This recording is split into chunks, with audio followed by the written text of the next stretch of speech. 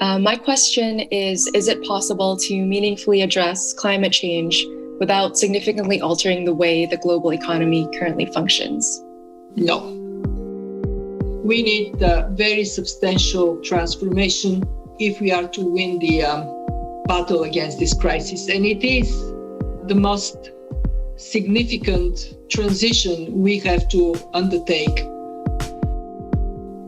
Do it everywhere and do it walking on two legs, reducing emissions dramatically and adapting to a changing climate. So it is a huge agenda, and 2021 is a key year for this transformation. Why? Well, the pandemic actually made us all a bit more humble. And I hear it from many people reevaluating what really matters in life. Well, our health matters. Guess what? If we allow climate change to continue the way it is, there will be more diseases. With rising temperatures, we would see more pandemics. Welcome to this podcast produced by the International Monetary Fund. I'm Bruce Edwards. If the global pandemic has proved anything, it's that people and institutions need to adapt to change. IMF Managing Director Kristalina Georgieva was invited by the Albright Institute at Wellesley College to discuss how the fund is adapting today and how it's changed since the institution was created in 1944 to support the economies of the post-war world. Joseph Joyce, Professor of International Relations in the Department of Economics at Wellesley College, was the moderator of this conversation with Kristalina Georgieva. Questions come up periodically about the need for a new Bretton Woods system. And maybe I should say very quickly, Bretton Woods is the name we use to refer to the agreement that was made in 1944 at Bretton Woods, New Hampshire, not too far from Wellesley, by the 44 representatives of the Allied countries, looking forward to the post-war world. And they set up a new monetary system and also started the IMF as well as the World Bank. So that's what Bretton Woods started with. And so the question sometimes comes, is there a need for a new Bretton Woods? And as part of that, how can the fund persuade countries to do what needs to be done, to do the changes which you are very eloquently putting out need to be done? How much can the fund induce countries to make those changes? I went to Bretton Woods for my birthday this last summer because I felt I wanted to get into this history of how in the midst of a war, our founding fathers, they, by the way, were all fathers, 44 men, had the wisdom to establish institutions for post-war reconstruction. Now we are in a similar kind of Bretton Woods moment. We have to reconstruct, we have to rebuild from the hit of COVID-19. And at the same time, we have to transform our economies to be greener, to be fairer, actually to be digital everywhere, so everybody has access to this digital transformation.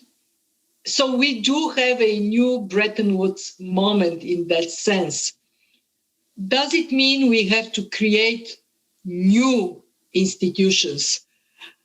I actually, not because I'm in one of them, this is not self-preservation. I see these institutions having evolved with time, doing what needs to be done today to protect the world economy from significant harm. If we didn't exist, if we didn't have the World Bank, the IMF, and other institutions, the world would have been in recession that would have gotten deeper into depression. So we would have had yet another Great Depression. Why? Because we would have lacked these transmission lines of policy assessment, policy action swiftly. You realize that the world has poured $20 trillion to put the floor under the world economy. And monetary policy accommodation has allowed businesses to survive. Unemployment has gone up, but not to dramatic levels. So I would argue that element of resilience for the world economy that comes with these institutions is precious. We have to value it, and we have to continue to develop not only the Bretton Woods institutions, but also the other elements that keep the world connected and effectively coordinate action when it is necessary. If you look at the IMF today, we perform the heart of the global financial safety net function very differently than we did it in 44. But we do perform this function. And I would be preoccupied and insistent on continuing to build these institutions for tomorrow. Where we, and this is probably the question that gives me most sleepless nights. The question is how, in a rapidly changing world that is geopolitically very different, more fragmented than it used to be, how can we keep our membership together? How we can crystallize objectives that generate unity and also action on a scale that is necessary. So far, the fund has raised to the occasion, even if we would be a bit kind of meandering, losing direction, especially at the moment of shock, the fund always would step up and then change so it can remain effective. And also what I see is a tremendously important need for cooperation among the multiple institutions that is one driven by purpose. If we are to say that the world today has three priorities: bring the health crisis to an end everywhere, transform, recover, and transform the economy for the future, not replicate the economy of yesterday, and prevent divergence between rich and poor people, rich and poor countries. Each and every institution has to find its place vis-a-vis these priorities and deliver its utmost best to address them. And for me, that is our new Bretton Woods moment, to step up to what is expected from us in this crisis. Kristalina, you mentioned a little bit your own previous work. And of course, you grew up in Bulgaria when it was still a communist country. And you were there when the communist regime ended. And we're curious to know, how does that affect your perspective when you look at issues such as the one we're talking about today? Well, the most important value of this personal experience for my job at the fund is that I know firsthand the price people pay for bad policies and the benefits of good policies. My country basically went bankrupt as a result of bad management of our economy.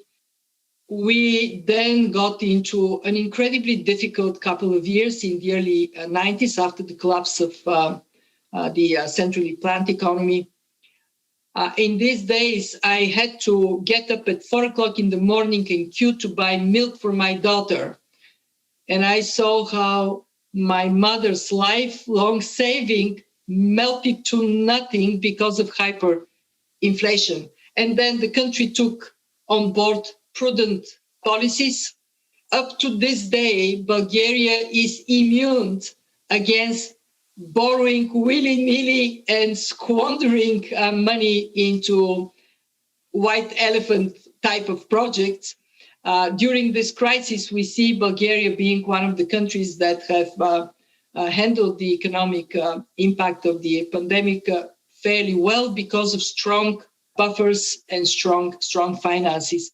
So I bring this experience to the fund, and it is both an understanding that there is a pathway to sound macroeconomic framework, but also having the empathy for people that are, for very often no fault of their own, experiencing the negative consequences of bad policies, and how this transition to sound macrofinances can be managed with attention to social needs. So you don't pull the plug on your education and health expenditures. You guarantee that as a result of adjustment, when this adjustment is necessary, the country is getting better off, but the most vulnerable, the poorest people, are not left out. They actually are a center of attention.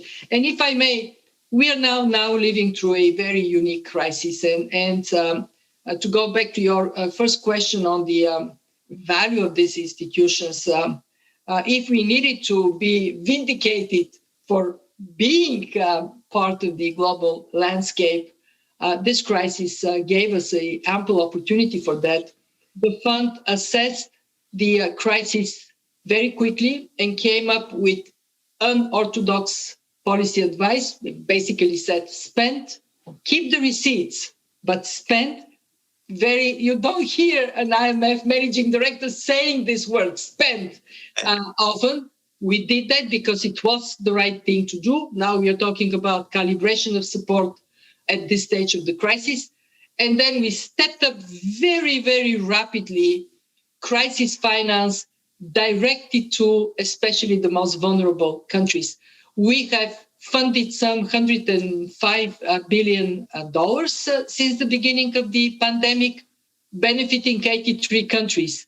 49 of these 83 countries are low-income countries. And this is where we made the biggest difference by significantly increasing our concessional lending capacity to provide lifelines where they're most needed. And I can say it was my upbringing, but even more so, having served as a crisis commissioner and learning what it is to anticipate a shock, and when the shock comes, to act decisively. Well, speaking of that, not only does the IMF and you talk about the crisis to do what we need to do now, which you've just outlined, but I know you've also talked about the world after the crisis and how things will change. And in particular, you said that the crisis has triggered profound structural transformations of national economies. And you said that governments have to be ready to aid in the transformation of those economies. So I wonder if you could tell us which sectors of the economies may prosper, which economies may not, may actually contract, and what type of policies do you see governments with the backing of the fund enacting? Well, thank you for this question. What is very clear, just a year into this pandemic-induced crisis, is that digital, broadly speaking, tech, big winners of the crisis. You and I have no problem to do our jobs, and we are part of this privileged segment of the economy that can operate remotely. Digital services overall, digital currencies, they're all taking off very rapidly. I used to say that the future is digital. Well, the future has arrived. We are in it. Automation and manufacturing that is based on automation, big winner. Where are the losers? Contact-dependent industries. We saw what has happened to restaurants and services of all kinds. Travel. There are some who say the convention tourism is dead.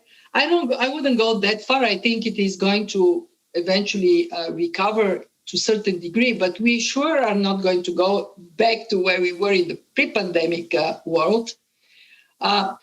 Low-skilled workers, women, young people. These are the segments in societies, country after country, that are most severely impacted. And broadly, if I talk not about the sector, but about an issue, the issue that is already is hitting us and would hit us even more, deepening inequalities because of this K shape that we see in countries and across countries. I am particularly concerned about the K shape across countries. After decades of progress in convergence between high-income and low-income countries, we are hitting the reverse gear. We are seeing now divergence that, if left unattended, would not only harm tremendously those affected, the countries that are affected, but it would harm security and stability in the world as a whole. So there is hugely important priority on recognizing this diversion, some doing very well, some doing very poorly, rapidly and substantially revamping our tax policies, moving towards more redistributional system of taxation. So those that are doing very well help the rest, reshaping public spending policies. So we think more about building resilience, not just to the pandemic, but resilience to shocks. And what it means is invest in resilient people that are educated, healthy, with sound social protection when necessary. Resilient planet. We have now a climate crisis that was knocking on the door before, that has gone nowhere, that we have to deal with. And of course, continue to build the resilience of our financial system.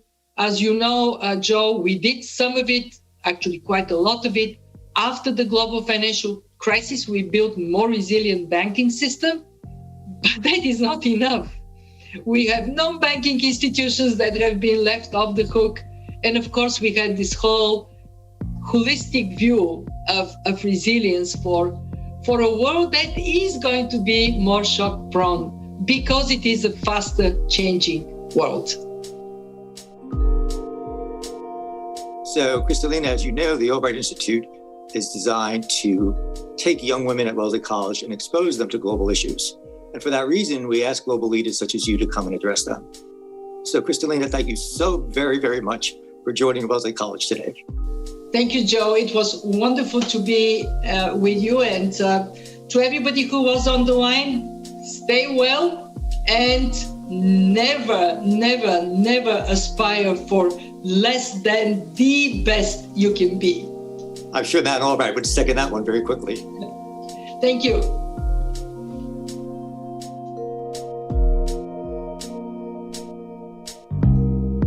That was Wellesley College professor Joseph Joyce in conversation with IMF Managing Director Kristalina Georgieva at the Albright Institute for Global Affairs. You can watch the entire event on the Wellesley College YouTube channel. And go to imf.org to find more conversations with Kristalina Georgieva, including her talk at the Center for Strategic Philanthropy at the University of Cambridge. And look for other IMF podcasts wherever you get your podcasts. Subscribe if you like what you're hearing. You can also follow us on Twitter @IMF_podcast. Thanks for listening.